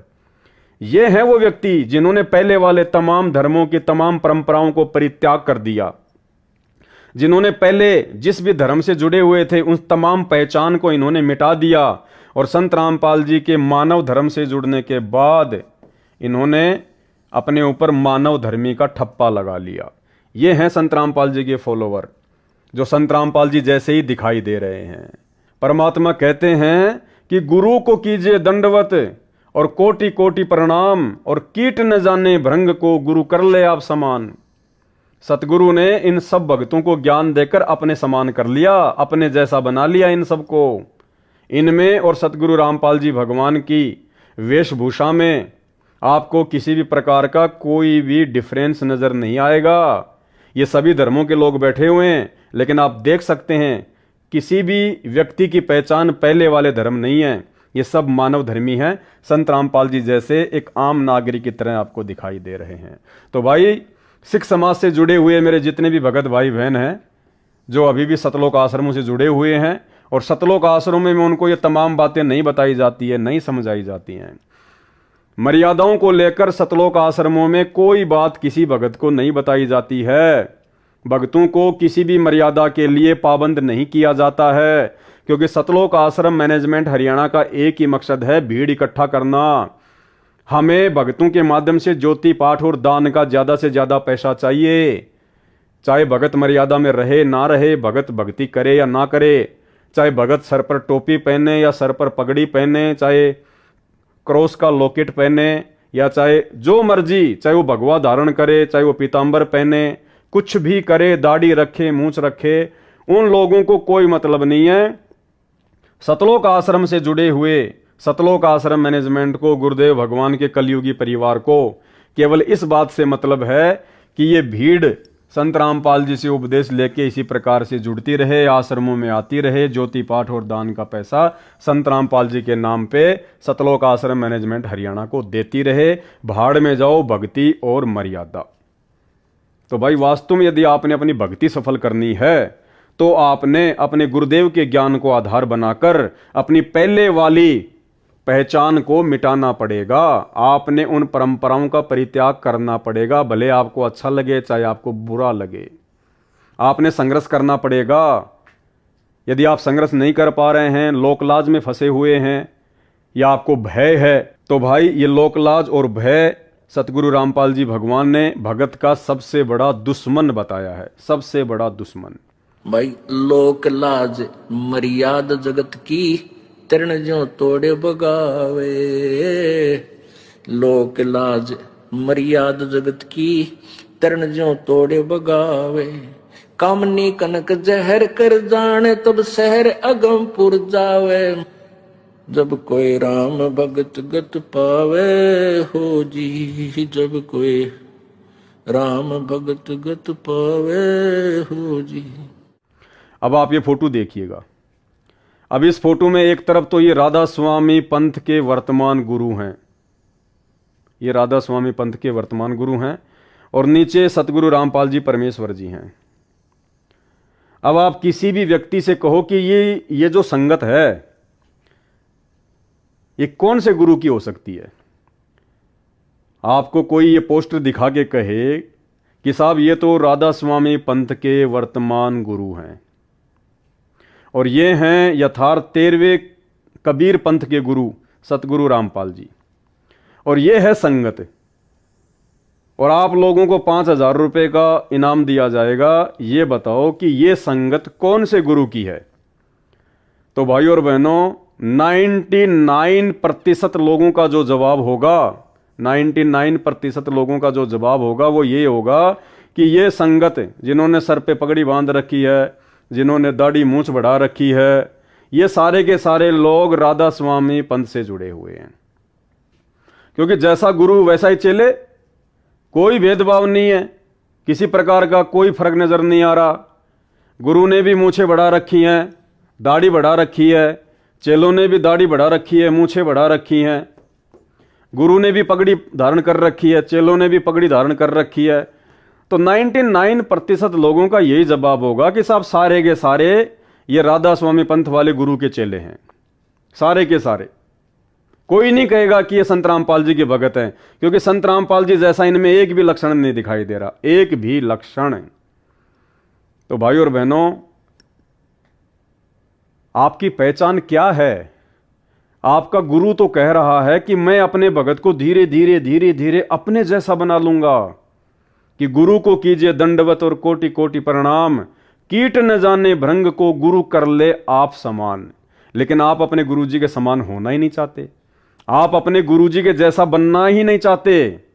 या तो आपको ज्ञान नहीं है या आपको इन आश्रमों में ज्ञान करवाया नहीं जाता है। तो भाई और बहनों, अगर भक्ति सफल करनी है तो तमाम पहले वाली परंपराओं को त्यागना पड़ेगा। आप चाहे सिख समाज से हैं, चाहे मुसलमान समाज से हैं, पहले आप जो मर्जी करते थे, कुछ भी धारण करते थे। अब यदि आप संत रामपाल जी के मानव धर्म से जुड़ गए हैं तो आपने मानव धर्मी बनना पड़ेगा। और मानव धर्मी कैसा होता है ये आप संत रामपाल जी को देख लो, इनके चेहरे को देख लो, इनके सर को देख लो, इनकी वेशभूषा को देख लो। आपने ऐसा बनना पड़ेगा, अपनी वेशभूषा में, अपने पहनाव में आपने बदलाव करना पड़ेगा। यदि परमात्मा प्राप्ति करनी है तो बाकी ड्रामेबाजी चाहे कितनी करते रहो, सतगुरु रामपाल जी भगवान आपको जबरदस्ती नहीं कहेंगे कि तू भाई तेरी पगड़ी उतार दे या तेरे को आश्रम में नहीं आने देंगे, तू अपनी दाढ़ी मूछ कटवा के आना अब की बार, नहीं तेरे को आश्रम में नहीं आने देंगे। वो आपकी मर्जी, आपकी मौज। क्योंकि जब आप सृष्टि रचना पढ़ेंगे तो आपको यह भी पता चलेगा कि काल का और परमात्मा का एक एग्रीमेंट हुआ था। जिसमें काल ने परमात्मा से कहा था कि गुरुदेव, हे परमात्मा, आप नीचे जाके अपना ज्ञान देना, आप अपना भक्ति विधान बताना, जो आपके ज्ञान को स्वीकार करे वो आपका, और जो आपके ज्ञान को स्वीकार ना करे वो काल का। तो इस दास का जो उद्देश्य है और भगवान का जो काल से प्रोमिस है, एग्रीमेंट है, वो यही था। काल ने कहा था कि आप अपना ज्ञान देकर अपना बनाना प्रभु, बाई फोर्स ना करना। जो आपके ज्ञान को मानेगा आपका हो गया, जो मेरी बकवादों में उलझा रहेगा वो मेरा होगा। मैं उसको खाऊंगा, नचाऊंगा, जन्म मृत्यु के अंदर उनको चक्कर कटाऊंगा, उसमें बाधा ना करना। तो भाई परमात्मा जबरदस्ती नहीं करेगा। परमात्मा ने 28-30 साल से खूब तत्व ज्ञान का प्रचार प्रसार कर दिया, खूब भक्तों को दिन रात एक करके इन्होंने सत्संग दे दिए। उसके बावजूद भी यदि आप अपनी भक्ति क्रियाओं में, अपनी वेशभूषा में, अपने रहन सहन में, अपने पहनावे में कोई परिवर्तन लेके नहीं आना चाहते हैं तो ये आप भक्तों की अपनी मर्जी है। सतगुरु रामपाल जी भगवान जबरदस्ती नहीं करेंगे। भाई घोड़े के आगे घास डाली जा सकती है, खाना ना खाना उसकी भूख और प्यास के ऊपर निर्भर करता है। अब वर्तमान में यदि इस पूरे विश्व में, पूरे ब्रह्मांड में, पूरी सृष्टि में यदि कोई एकमात्र सरदार है जिसको हम सरदार कह सकते हैं, सरदार का मतलब होता है कैप्टन, एक समाज का अगुवा, एक संस्था को हैंडल करने वाला, उसको कहते हैं कैप्टन, सरदार, एक संस्था का मुखिया। तो वर्तमान में इस पूरे ब्रह्मांड का, पूरी सृष्टि का जो सरदार है, जो मुखिया है, जो कैप्टन है, केवल एक ही है जिसने सृष्टि बनाई है, जिसने सब इंसानों को पैदा किया है, कबीर परमात्मा। और वो कबीर परमात्मा आज परम पूज्य सतगुरु रामपाल जी के रूप में धरती पे प्रकट हैं। ये रियल में सरदार हैं, बाकी तो नकली सरदार हैं सब। पगड़ी पहनना, दाढ़ी मूछ बढ़ाना, ये तो नकली सरदारों की पहचान है। असल में जिसको हम सरदार कह सकते हैं वो केवल सतगुरु रामपाल जी परमेश्वर जी हैं। और सन 2028 के बाद, क्योंकि सन 2028 का जो समय है वो युग परिवर्तन का समय है, युग परिवर्तन का समय। अब 2024 चल रही है, उसके बाद 2025, 2026, 2027 और 2028, यानी मुश्किल से 4-4.5 साल का समय है। इन 4-4.5 साल के समय में जो भी प्राकृतिक उथल पुथल होने हैं वो हो लेंगे। जितनी भी जनसंख्या का जनसंहार होना है वो हो लेगा। जितनी भी प्रकार की आपदाएं, बाढ़, भूकंप, अतिवृष्टि, ओलावृष्टि, अनावृष्टि, युद्ध, गृह युद्ध, महामारियां, वायरस, यानी जितनी भी प्रकार की आपत्तियां इस मनुष्य के ऊपर आनी हैं वो आ लेंगी। और 2028 के बाद संत रामपाल जी का यथार्थ 13वां कबीर पंथ, संत रामपाल जी का मार्ग, संत रामपाल जी का मानव धर्म, आदि सनातन मानव धर्म पूरे विश्व में फैलेगा, पूरी दुनिया पर छाएगा। और जितने भी लोग सुरक्षित बचेंगे उस महाविनाश के दौर से, वो सभी लोग अपने उन तमाम धर्म, जाति और समाज को त्याग कर, उनकी परंपराओं को त्याग कर संत रामपाल जी के मानव धर्म से जुड़ जाएंगे। इसी सरदार के चरणों में वर्तमान के सभी सरदारों को और सभी धर्म के मानने वालों को आना पड़ेगा। दूसरा कोई चारा मानव जाति के पास में नहीं बचेगा। तो भाई और बहनों, यदि आप संत रामपाल जी के भगत हैं, उनसे उपदेश प्राप्त कर चुके हैं, तो मौका है 2028 से पहले पहले ज्ञान को आधार बनाकर स्वयं दुनिया के सरदार सतगुरु रामपाल जी भगवान के प्रत्येक नियम और मर्यादाओं को फॉलो करने का। जब तुम्हें पता है कि तुम्हारा गुरु वास्तव में सरदार है, फिर तुम क्यों नकली सरदार बने फिरते हो? भाई नाम उपदेश लेने के बाद भी क्यों नकली सरदार बने फिरते हो? और बाद में तो पूरी दुनिया आएगी, पूरी दुनिया दौड़ दौड़ के आएगी, पूरी दुनिया अपनी पगड़ी, अपनी टोपी, अपना साफा संत रामपाल जी के चरणों में रखेगी। वो तो फिर देखा देखी हो जाएगी, वो तो फिर भेड़ चाल हो जाएगी, वो तो फिर अपनी जान बचाने के लिए सबको ऐसा करना पड़ेगा। उस महाविनाश के दौर में किसी भी धर्म, किसी भी जाति वाले व्यक्ति के पास में अपनी सुरक्षा का, अपने परिवार की सुरक्षा का कहीं कोई ठोर ठिकाना नजर नहीं आएगा। इसलिए उस समय तो मजबूरी होगी, ना चाहते हुए भी व्यक्ति इन्हीं के चरणों में आएगा। लेकिन असल में यदि आप इनके भगत हैं, इनके ज्ञान को समझ चुके हैं, तो वर्तमान का समय है उनके ज्ञान को समझकर, ज्ञान को आधार बनाकर अपने तमाम पहले वाले धर्म और जातियों और समाज की परंपराओं को त्याग कर एक भगत बनने का। बाद में तो पूरी दुनिया पलटेगी, उस समय आपका कोई स्थान नहीं रहेगा, कोई विशेष जगह परमात्मा के चरणों में नहीं रहेगी, क्योंकि आप ज्ञान आधार से नहीं आ रहे, आप तो परिस्थितियों के वशीभूत होकर आ रहे हैं। आप डर और भय के वशीभूत होकर अपनी उन परंपराओं को त्याग रहे हैं, जबकि असल में परंपराओं को त्यागना आज है, आज। और रही बात ये सिखों के द्वारा दाढ़ी मूछ रखना वर्तमान में, इसके पीछे की क्या कहानी है, क्या इसकी बायोग्राफी है, ये आपको आसानी से गूगल पे मिल जाएगी। सिखों के जो 10वें गुरु थे गुरु गोविंद सिंह जी, उनके जो पिताजी थे श्री तेग बहादुर जी, मुगलों ने उनको मौत के घाट उतार दिया था, लड़ाई में वो शहीद हो गए थे। उसका बदला लेने के लिए श्री गोविंद सिंह जी ने अपनी एक सेना खड़ी की थी, जिसको खालसा पंथ के नाम से भी जाना जाता है। और उनकी उस सेना में जो जो लोग भर्ती होते थे, उनके लिए कुछ चीज़ें अनिवार्य थी, जैसे सिर के बाल बढ़े हुए होने चाहिए, दाढ़ी मूछ वगैरह बढ़ी हुई होनी चाहिए, हाथ में आपके जो है एक वो कड़ा होना चाहिए, घुटने तक का जो है एक वो कच्छा होना चाहिए, एक आपके पास में जो है वो कृपाण होनी चाहिए, एक आपके पास में उन बालों के लिए जो है कंगा होना चाहिए, कोम्ब। तो ये कुछ पहचान थी, ये उस समय की परिस्थितियों के अनुसार जायज़ थी, क्योंकि जो सेना गुरु गोविंद सिंह जी ने तैयार की थी, उस सेना का मकसद था गुरु गोविंद सिंह जी के पिताजी की हत्या का बदला लेना और मुगलों के द्वारा समाज में जो अत्याचार किया जा रहा था, समाज की रक्षा करना।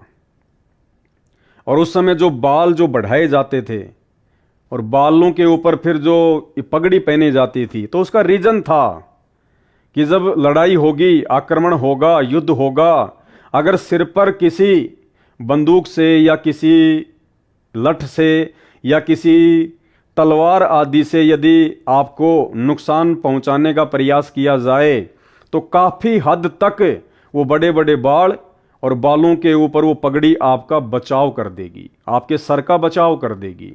तो उस समय ये जरूरी था। कड़ा इसलिए पहना जाता था कि बाय द वे आपके पास में हथियार नहीं है, तो आप जी जो कड़ा है, उस कड़े से आप जी सामने वाले के प्रहार को, आक्रमण को झेल सकें, रोक सकें। कच्छा इसलिए पहना जाता था ताकि वो ढीला ढीला रहे, दौड़ने भागने में, उठने बैठने में दिक्कत ना रहे। कंगा उन बालों को संवारने के लिए था। वो कृपाण एक छोटे हथियार के रूप में था। और वर्तमान में ना तो हिंदुस्तान में कोई मुगलों ने आक्रमण कर रखा है, ना कोई मुगल यहाँ पे कोई अत्याचार कर रहा है। वो परिस्थितियां ही नहीं है वर्तमान में। वो देश काल और परिस्थितियां कुछ और थी, वर्तमान में वो परिस्थितियां नहीं हैं।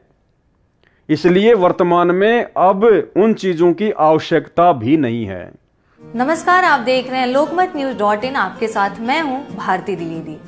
13 अप्रैल 1699 वैशाखी के मौके पर सिखों के 10वें गुरु गुरु गोविंद सिंह जी ने खालसा पंथ की स्थापना की थी। इस मौके पर उन्होंने 5 प्यारों को अमृत छकाकर सिख से सिंह बनाया था और उन्हें पंचककार धारण करवाया था। पंचककार पुण्य सिख द्वारा धारण किया जाता है। एक ऐसा सिख जिसने गुरु गोविंद सिंह जी द्वारा मिले खंडे बाटे का अमृतपान किया हो, साथ ही नियमानुसार सिख धर्म का पालन करता हो। तो आइए आपको गुरु गोविंद सिंह जी के 5 ककारों के बारे में बताते हैं। सिख धर्म में अमृत चखने वाले सिख को अमृतधारी सिख भी कहा जाता है।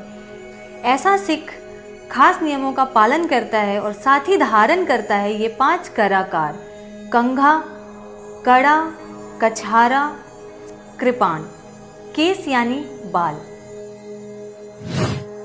5 ककारों में कंघा पहला है। एक अमृतधारी सिख साधारण प्लास्टिक का नहीं बल्कि लकड़ी के कंघे का इस्तेमाल करता है और इसे अपने बालों में पगड़ी के नीचे धारण भी करता है। अमृत पान कराने के बाद ही लकड़ी का एक कंघा दिया जाता है। यह 5 ककारों में अहम माना गया है। कहते हैं कि जब लकड़ी का ये कंघा बालों और स्कैल्प पर इस्तेमाल किया जाता है तो यहाँ रक्त का प्रवाह बढ़ता है।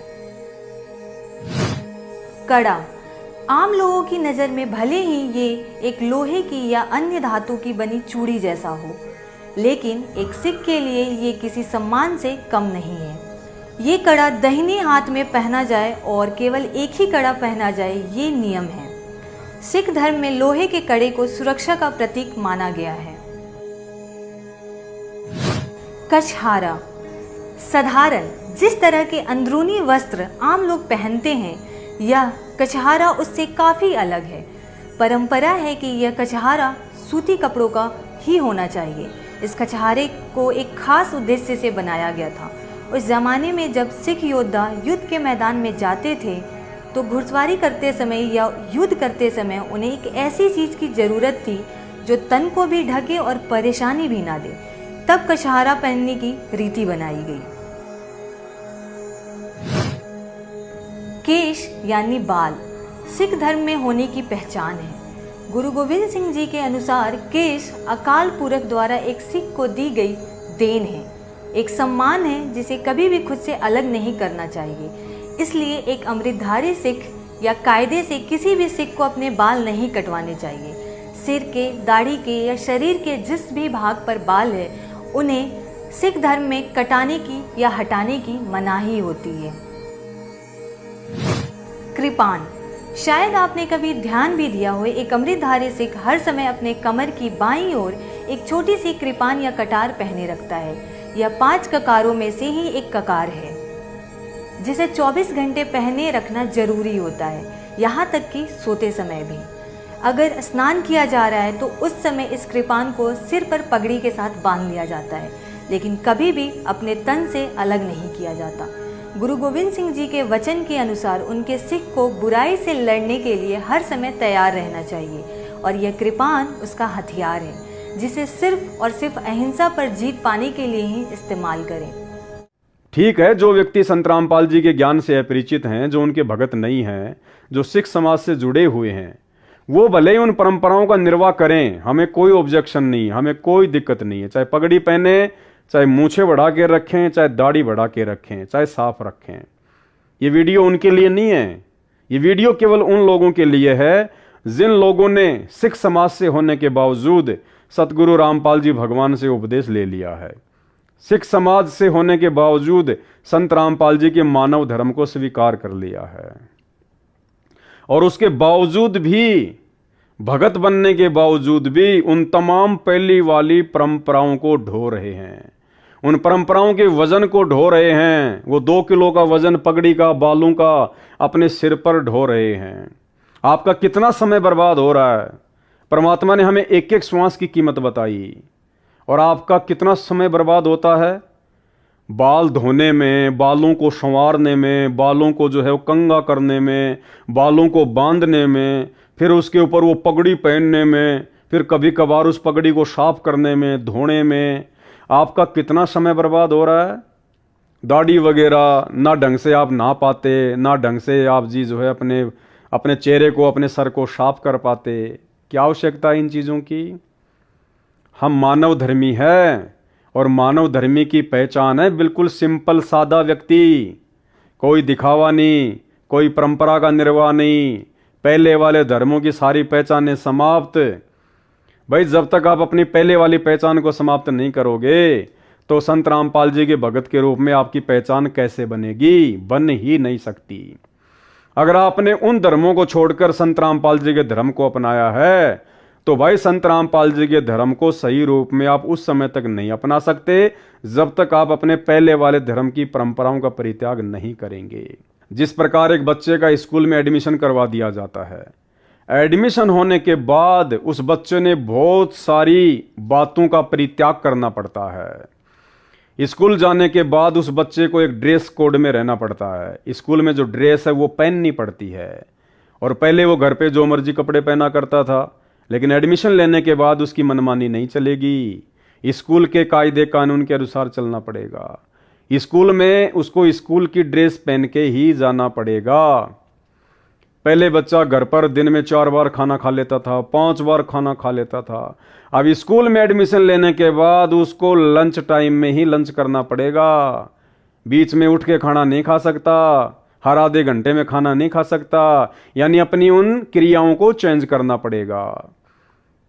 पहले वो घर पर था, उसके नाखून बड़े रहते थे, बाल वगैरह उसके बड़े रहते थे, नहाया तो ठीक है, नहीं नहाया तो ठीक है। अब स्कूल में एडमिशन लेने के बाद में भैया उसको बाल भी कटवा के रखने पड़ेंगे, उसको नाखून भी कटवा के रखने पड़ेंगे। पहले वो गंदे संदे कपड़े पहन के घूमता था, अब उसको साफ सुथरे कपड़े स्कूल में पहन के जाने पड़ेंगे। तो इसी प्रकार से यदि आप संत रामपाल जी के भक्ति मार्ग में एडमिशन ले चुके हैं, यदि आप जी मानव धर्मी बनना चाहते हैं, तो आपने अपने पहले वाले धर्म की परंपराओं को त्यागना पड़ेगा। वो रीति रिवाज, वो कुरीतियां आपने त्यागनी पड़ेगी। उनके लिए, उन परंपराओं के लिए संत रामपाल जी के मानव धर्म में कोई जगह नहीं है, किसी भी प्रकार की कोई जगह नहीं है। तो भाइयों और बहनों, आप विचार करना, ये संदेशा सतगुरु रामपाल जी भगवान के आशीर्वाद से आप तक पहुंचा दिया गया है।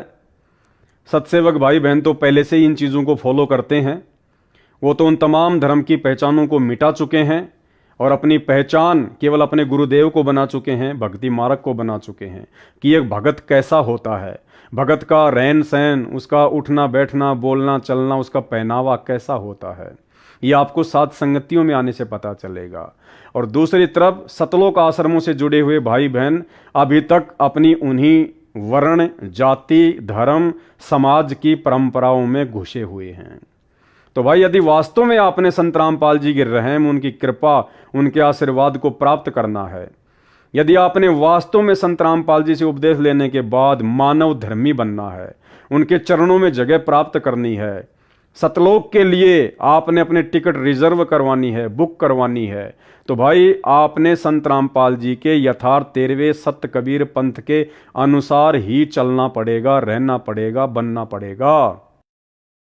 अब आप चाहे हिंदू थे या मुसलमान थे, सिख थे या ईसाई थे, भले आपको अच्छा लगे या बुरा लगे, भले आपको लोक लाज सताए या समाज का भय और डर सताए, भाई आपने ज्ञान आधार से अपनी उन कमजोरियों को दूर करना पड़ेगा। अन्यथा पूर्ण रूप से संत रामपाल जी के भगत नहीं कहे जा सकते।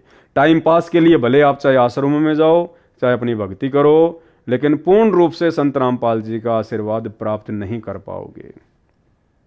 और यदि उन आश्रमों से जुड़े होने के बावजूद भी आपकी इन भक्ति क्रियाओं में कोई बदलाव नहीं हो रहा है, आप समाज की लोक लाज को नहीं छोड़ पा रहे, आप उन तमाम धर्मों की परंपराओं को नहीं छोड़ पा रहे, तो भाई प्रार्थना है साध संगति के वीडियो देखना शुरू करो और सतगुरु रामपाल जी भगवान से प्रार्थना करो कि हे परमेश्वर, हमें भी साध संगति से जुड़े हुए सत्सेवक भाई बहनों की तरह सत्सेवक बनाओ परमात्मा। हम भी समाज की परंपरा, धर्म की परंपरा, जाति और वर्ण की परंपराओं से पीछे हटें। हे गुरुदेव, हम भी आपके तत्व ज्ञान को आधार बनाकर आपके ऊपर विश्वास करके भक्ति करें। तो भाई साध संगति के वीडियो देखना शुरू करो और साध संगति के वीडियो के लिए फेसबुक पर जाकर लिखिए पवन दास इज लाइव, मानव धर्मी पवन दास। यूट्यूब पर जाकर भी सर्च कर सकते हैं पवन दास इज लाइव, शंका समाधान विद पवन दास, साध संगति के वीडियो। इस प्रकार से आप सर्च करेंगे तो आपको तमाम प्रकार के ये वीडियो मिलेंगे जिनमें सभी प्रकार की जानकारियां गुरुदेव के भक्ति मार्ग से संबंधित, उनके नियम और मर्यादाओं से संबंधित प्रोवाइड करवाई गई हैं। समय बहुत थोड़ा है, बाद में रोओगे, पछताओगे। आपके पास में एक मौका है, जब तक सतगुरु रामपाल जी भगवान हिसार जेल से बाहर अपनी लीला पूरी करके अपने मिशन को पूरा करके नहीं आ जाते हैं, उस समय तक आपके पास समय है कि आप एक भगत बन सकते हैं। सतलोक जाने के लिए आप जी भगत बन सकते हैं, आपके पास मौका है। एक बार गुरुदेव हिसार जेल से बाहर आए तो भाई वर्तमान में जितने लोगों ने गुरुदेव से नाम दीक्षा ले रखी है, फिर उन लोगों को भगत बनने का मौका नहीं मिलेगा, बिल्कुल नहीं मिलेगा। यानी आपने अपना ये जीवन बर्बाद कर दिया, अब आपको नेक्स्ट जीवन लेना ही पड़ेगा। वर्तमान में जिन जिन लोगों ने उपदेश ले रखा है, ये उन लोगों के लिए है। बाकी उनके बाहर आने के बाद जितने लोग उपदेश लेंगे वो एक दूसरा बैच होगा। उस बैच की फिर क्या मर्यादा होगी, क्या नियम होंगे, कैसे परमात्मा उनकी परीक्षा लेगा, वो बाद की बात है।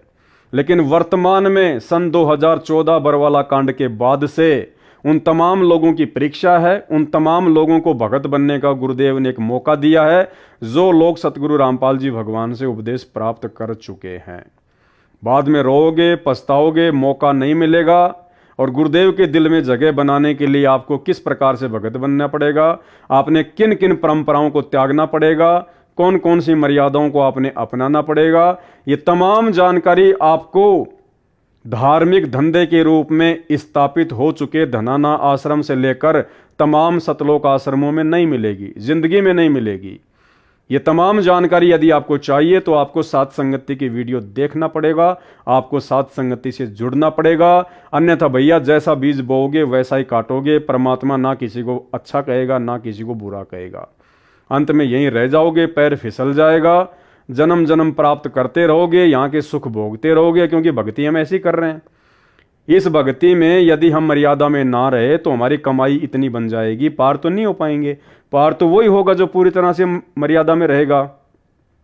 लेकिन मर्यादाओं में ना रहकर भक्ति करते करते हमारी जबरदस्त कमाई हो जाती है इन सत भक्ति मंत्रों से, और फिर हमें बार बार मनुष्य जन्म मिलेंगे, और मनुष्य जन्म बनकर यहीं पे हम धक्के खाते रहेंगे, अपनी भक्ति को बर्बाद करते रहेंगे, और ना जाने फिर क्या क्या कष्ट और माँ कष्ट उठाएंगे। तो भाई और बहनों, फिलहाल मौका है, हाथ जोड़ के प्रार्थना है, मान बढ़ाई अहंकार को त्याग दो, ये व्यर्थ की परंपराओं को त्याग दो। यहाँ कोई सरदार नहीं है, सरदार सबका एक ही है। यहाँ कोई मुस्लिम नहीं है, कोई हिंदू नहीं है, कोई ईसाई नहीं है। सबका जनक, सबका बाप, सबका उत्पत्तिकर्ता धरती पर आ चुका है, प्रकट हो चुका है।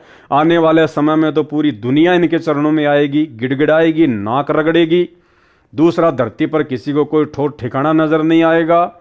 और तुम चंद भाई बहन जिनको गुरुदेव ने मौका दिया, समय रहते अपनी शरण में ले लिया, तुम अगर उन्हीं परंपराओं में उलझे रहे, उसी मान बढ़ाई में उलझे रहे, उन्हीं धर्म के रीति रिवाजों में उलझे रहे और परमेश्वर के मानव धर्म को सही से नहीं अपनाया, तो भैया आपकी भी वही दुर्गति होगी जो वर्तमान में संत रामपाल जी को ना पहचान कर उनसे दूर बैठे हैं।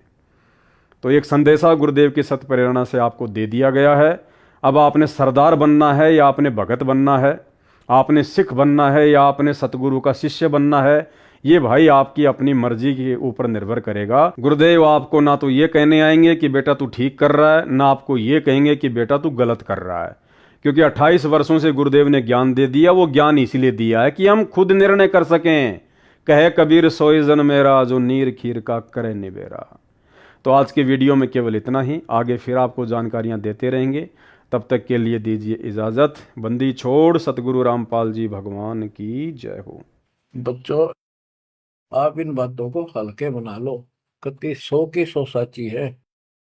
आंखों देखे उस महापुरुष ने अपने मालिक की महिमा गाई है। विश्वास कर लो, दर्द कति आंख मीच लो। अब ब्लाइंड फेथ करना शुरू करो, जो दास बोल रहा, सारे प्रमाण दे दिए। अब आपका समय आ गया है कति शीश देने का। शीश को काट के नहीं चढ़ाना, समर्पित होना। सिर सौंप्या गुरुदेव को, सफल हुआ यो शीश। नित्यानंद इस शीश पर, आप बस जगदीश। लल्लो पत्तों का ज्ञान बतेरा दे लिया, अब खरी खरी कहूंगा। और इनको जो सहन कर गया उसका बेड़ा पार है। और जिसके अंदर दोष होगा वो या तो ठीक हो जाएगा ना छोड़ जाएगा इस विषय को। हमने ईशा की जरूरत भी नहीं है। अब मैं देखता हूँ जैसे ये बकवाद करी है 11/7 को, ये सारनाम प्राप्त न करी है, ये बकवास उसने की है। अब वो कुत्ते वाली मौत नहीं मरेगा तो और क्या करेंगे ये बताओ। सारनाम ले लिया, कोई परमानेंट टिकट होगी तब उसका कुछ भी ना होगा, बकवाद वैसे करता रहो। बाढ़ में जाओ इसे सस और ऐसे कोऑर्डिनेटर तो अपनी बकवास करके कर्म बना लो। बकवास छोड़ कर, ये बार बार कहने की बात नहीं है। मुश्किल से मानो शरीर मिला, इसमें तुम वो चौधर में खो दियो और नष्ट करके चले जाइए इस जीवन को। जो आदेश दास का हो, भगत तो वो है, कूदता हूँ गुरुदेव का। रामपाल दास का नाम, गले प्रेम की जेवड़ी, जा खेचो जाओ मैं। तो करो तो बाहू, वापस आ जाऊं तो दूर दूर करो तो जाऊं। जो रखो तो हीरो, जो देवो सो खाओ। कि एक परमात्मा इस भाव में आओगे ना, वो बात तो बनेगी जब। वैसे ठीक है, दिशा करोगे मालिक रखा को नहीं, ठीक वो मर गए, भक्ति कर रहे थे, हुआ तो उन्हें मिले मिलेगी, और अगले जन्म में हो सके कि राजा महाराजा ही बन जाए, फिर कर्म फोड़ के फिर कुत्ते बन जाएंगे। तो ऐसे अधीन होना पड़ेगा आपको। जो निर्देश मिले, भैया सेवा छोड़ दे, तुरंत त्याग दे, हाथ जोड़ के खुश होकर, मुंह बनावा नहीं कि तो देखा है कोऑर्डिनेटर हटा दिया, मैं इतने दिन से सेवा कर रहा था, मैं ये कर रहा था, है वैसे उन दिनों में किया मैंने, जब दुख के दिन थे आज में हटा दिया। तो के राजा था तो के मंत्री लाग रहा था, भले आदमी, सेवा थी, मजदूरी थी, मालिक ने दी, मालिक ने ले ली। खुश होना चाहिए हाथ जोड़ के, भाई फेर दियो चांस, गुरु जी ने कहियो, फिर मौका दे, कोई गलती हो तो सुधारूंगा, सुधारूंगी। ये तो साधु के लक्षण। और बकवाद करके मुंह चढ़ाकर बैठे, के किसका के बिगाड़ेगा, कल मरेगा कुत्ते वाली मौत से, रहसे की सीट के मारेगा काल। बच्चों, अपने ऊपर रहम ना करते, दास पकड़ लो। मेरा संघर्ष देखो, 27-28 साल हो गए दास में, 1994 से आज तक हिसाब ला लो। और इसलिए कि आप घोर नरक में पड़े हो, इसको सुख मानने बैठे हो। अरे सुख है कितने समय का पता है आपको? या सांस बेरा ना, इस सांस का आवण हो ना हो, ऐसे गंदे लोग में माचे माचे खरो हो, अहंकार में सड़ रहे हो। यू काल अफारा कर रखा काल ने, तो हवा पर रखिए, फिर एकदम पलट देगा टायर सा तुम्हारा। आँख खोल लो, आखिर तुझको कौन कहेगा, गुरु बिन आत्म ज्ञान, मन ने की कर ले, 2 दिन काम है मान, मन देख। ये कबीर साहब रो रो का गाया करते, खड़े होके तो चौराहों पर, आंखों में आंसू होती थी उनके। ये गाना नहीं था, ये विलाप था। विलाप दास गाता नहीं, आत्मा से रोता है, ऊपर से गा रहा।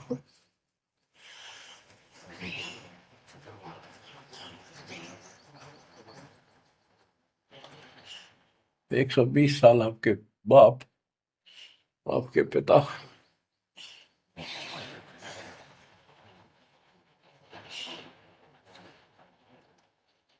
एक झोपड़ी में रहे, गर्मी सर्दी बारिश हो रही, हमारे लिए पड़े रहे, क्योंकि वो आते हमारे को सद्बुद्धि देने के लिए, पर हमारे ऊपर काल का प्रभाव जबरदस्त है। उस काल के प्रेशर को इस आत्मा के ज्ञानता को उठाने के लिए ये सत्संग माध्यम है। भक्ति खूब कर ली, मर्यादा भंग होती रही, तो खाक भक्ति साथ पंचर हो रहा है, हवा भरे जाओ उधर से, फुर होती रहेगी। पहले मर्यादित हो जाओ, पंचर ला लो सारे, और फिर अपनी थोड़ी हवा आराम से भरो, और देखना सारा काम ठीक हो जाएगा।